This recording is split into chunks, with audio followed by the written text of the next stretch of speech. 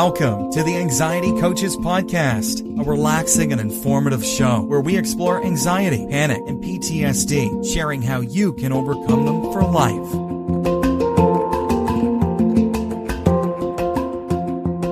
Aloha! Welcome back to the Anxiety Coaches Podcast.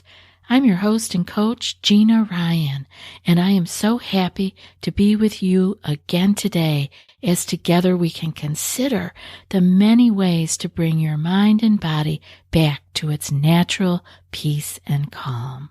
In today's episode, I'm talking about procrastination and anxiety, and specifically in older adults, because this is a listener question that I'm happy to be able to answer. So our listener wrote in, and here are a few details. It's a 70-year-old who is wondering about procrastination, and is it a mental illness? She was very busy all of her life, and now seems like she can't get things done. She's also dealing with some insomnia and can't seem to follow her schedule.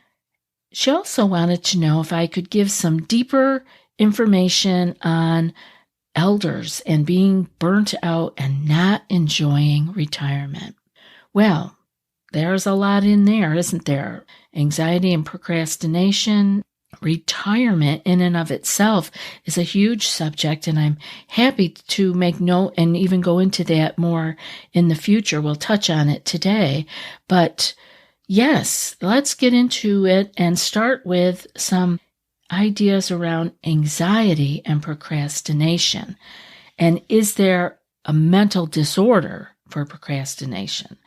Now, so I looked into this deeper because the DSM-5, I do not have all those endless lists of diagnoses in my memory, please. There's way too many. Everything now seems to be a disorder anyway. Although, as I looked, what I could find was that procrastination is not considered a mental health condition, but it is connected with other mental health challenges. So several studies have linked procrastination to things like depression, anxiety, and low self-esteem. But, you don't have to be mentally ill or have any kind of a diagnosis, even depression, anxiety, or low self-esteem, to procrastinate. I look at these things as sometimes they come in seasons. Sometimes we procrastinate more than others. Now, this person sounds like they were busy all their life and now can't seem to get things done. So this may be just a brand new season. Being 70 and being retired are big changes. There's a lot that could be going on, but let's talk a little bit more about procrastination and general mental health. Procrastination is the act of delaying or putting off our tasks, our to-do list, our responsibilities that need to be completed. And it's a common behavior that most people experience this at some point in their lives. Like I said, I seem to see it come and go in seasons with people. While occasional procrastination may not have significant implications on mental health, chronic or severe procrastination can have negative effects on our well-being and our mental health. And it sounds like with our listener, it's weighing heavy on her that she can't seem to get things done or follow her schedule. So let's look at some of the ways that procrastination and mental health are interconnected. First off is increased stress. Procrastination often leads to increased stress levels. When the tasks pile up and the deadlines loom closer, we begin to feel overwhelmed and anxious, making it even harder to start or complete the tasks.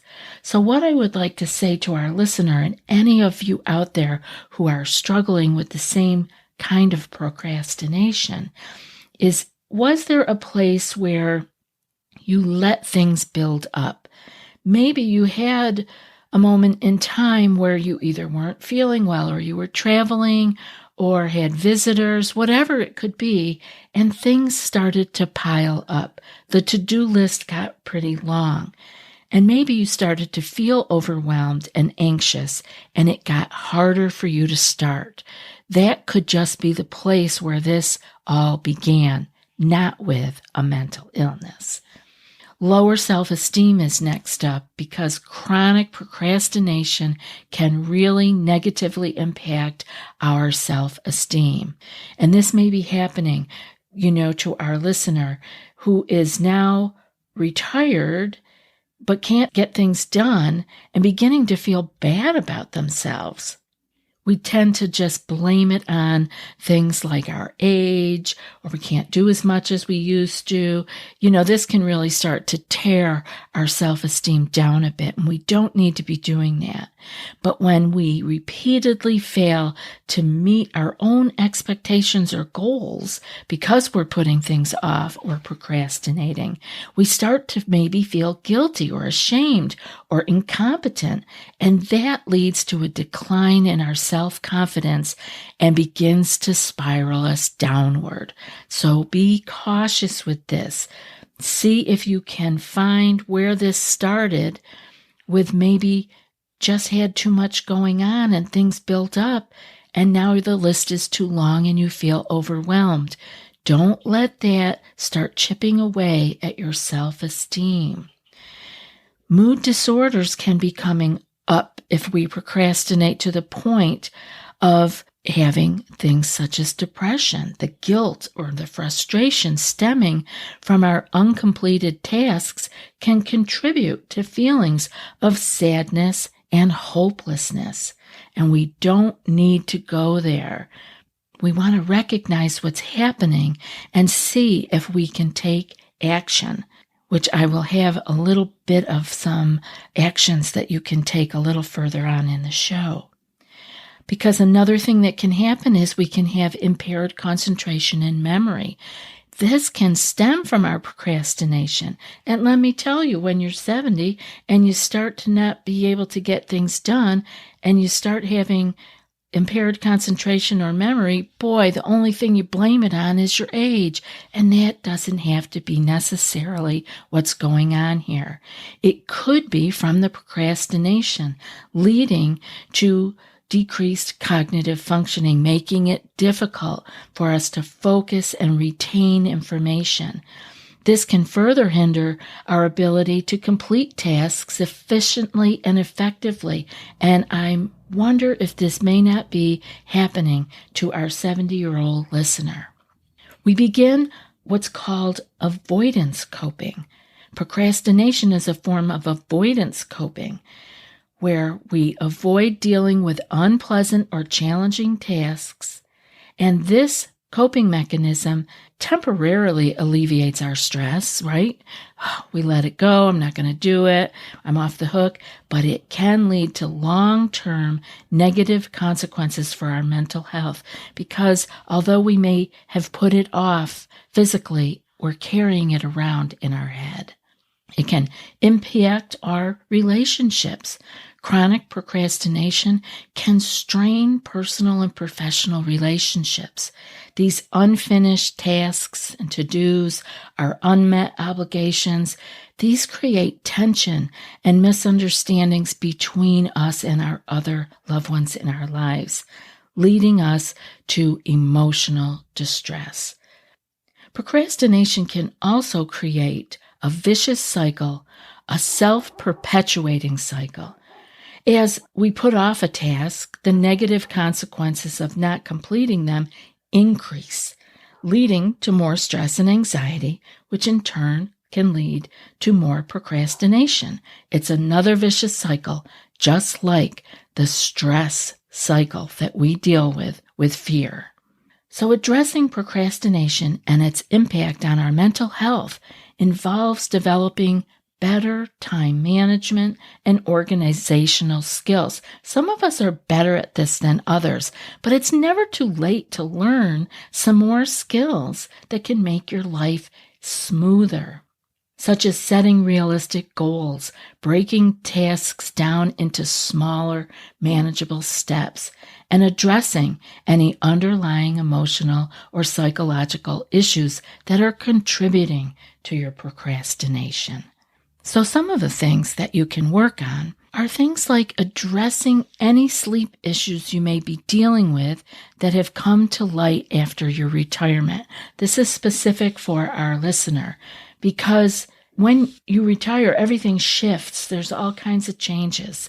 Although many people are relieved from the lack of structure and stress from deadlines, other people are lost and actually don't do enough during the day to get a good night's sleep. They haven't expended enough energy. So see where you might be falling on that.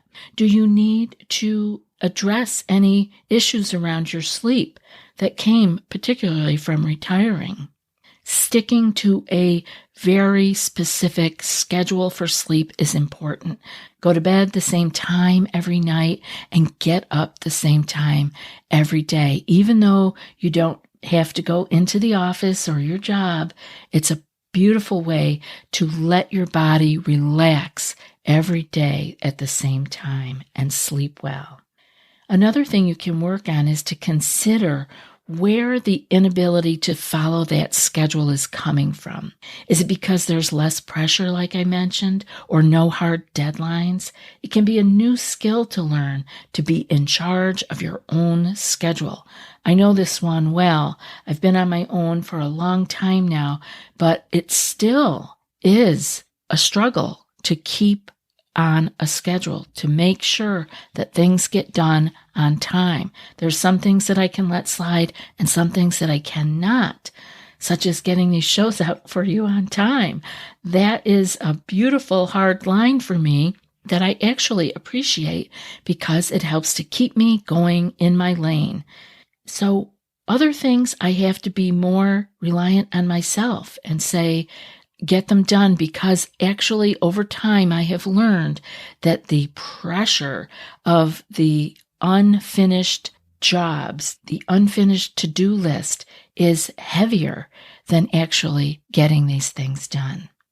Procrastination in older adults is associated with emotional variables such as life regrets, perceived stress, distresses such as depression, anxiety, and fatigue, and reduced life satisfaction.